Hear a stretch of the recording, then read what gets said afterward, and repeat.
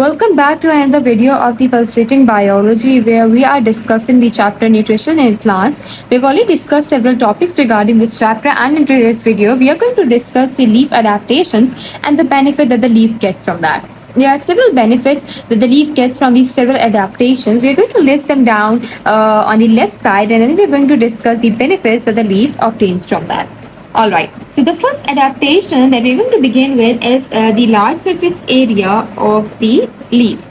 So what is the benefit that the large surface area provides to the plant is that it allows the, as much as regarding the area, it allows as much as sunlight to be absorbed. So it provides, since the large surface area helps the plant or helps the leaf to collect as much sunlight as possible. So the next adaptation that we have is the arrangement of the leaf. When it comes to arrangement of the leaf, we are going to learn that what is the benefit. The benefit that the leaf get by its arrangement is that it minimizes the overlapping. What do you mean by minimizing the overlapping? It means that each leaf grows on its own. None of the leaf is overlapping the another leaf. So it minimizes basically the overlapping. For the third adaptation, we have after the large surface area arrangement, we're going to discuss the thin layer of the leaf. What does the thin structure of the leaf helps in? It helps in keeping the diffusion paths short. It helps in keeping the diffusion paths short. Diffusion is a process where the molecules move from the region of higher concentration to the lower concentration down a concentration gradient. So whenever the path is short, it helps to be diffused very quickly. This is the benefit that the leaf gets from the adaptations of wave being thin.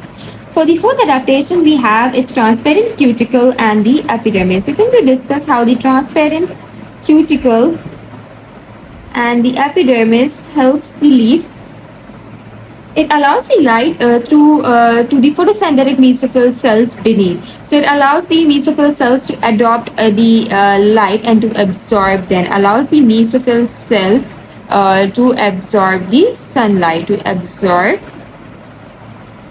This is the benefit that the leaf gets. For the fifth pointer, we say that there are numerous stomata. We all know that the stomata are the guard cells that are responsible for basically the gas exchange. So there are numerous stomata present on the leaf surface that benefits the plant in the gas exchange.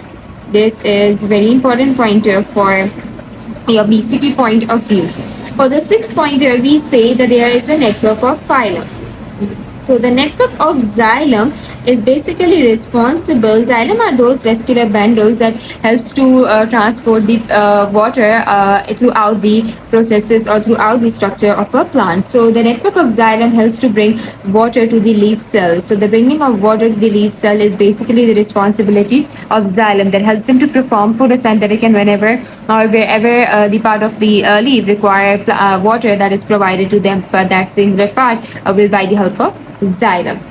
But how can we forget phloem when we have discussed xylem? So the phloem is responsible for the carrying the sugar content. That means the carrying the food. So after the xylem being responsible for carrying water, we say the phloem is responsible for carrying the sugar content. That in turn we say the food. These are the major adaptations that you need to learn when it comes to the leaf, and the benefit that it provides from that is that the large surface area, the arrangement, it's the surface being thin, the transparent cuticle and the epidermis that it contains, the numerous amount of stomata that help them exchange the gases to them, then the network of xylem and the phloem. Xylem is responsible for bringing the water to all parts of the plant or wherever it is needed, whereas phloem is responsible for carrying the sugary content or the food.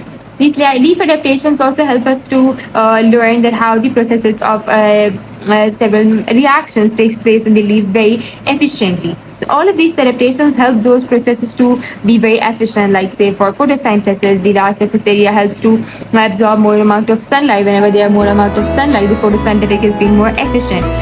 These all adaptations are very helpful for the leaves.